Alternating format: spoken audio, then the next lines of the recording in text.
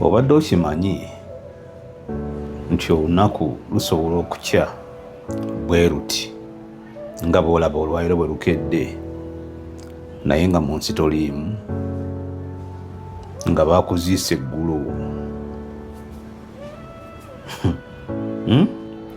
So muganda wange, mwannyinaze, wekkakkanye. Amaanyi oyolesa mangi nnyo, obuyinza n'ekitiibwa obiyina, naye mwannyinaze, muganda wange, oyolesa amaanyi mangi nnyo. Yes, tukimanyi nti mu kika kyewammwe gwe mugaggaaliyo, era bw'oba tosazeewo okukola kintu tekikolebwa.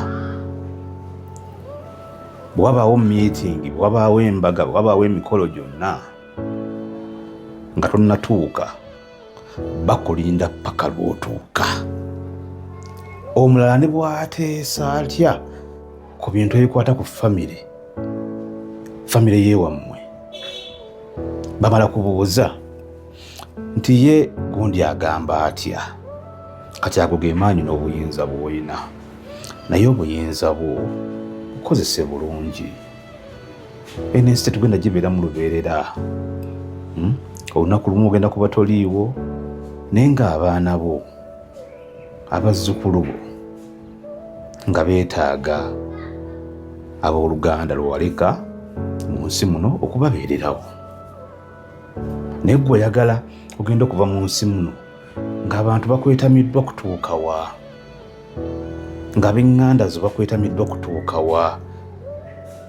Gwe kyokolerera mu nsi muno oyagala abaana bo batuuka ekiseera nga tebalina nawe basaba mazzi kunywa, ng'omwana bw'ayogera erinnya ly'awantu bonna nga badde anoonya mulimu,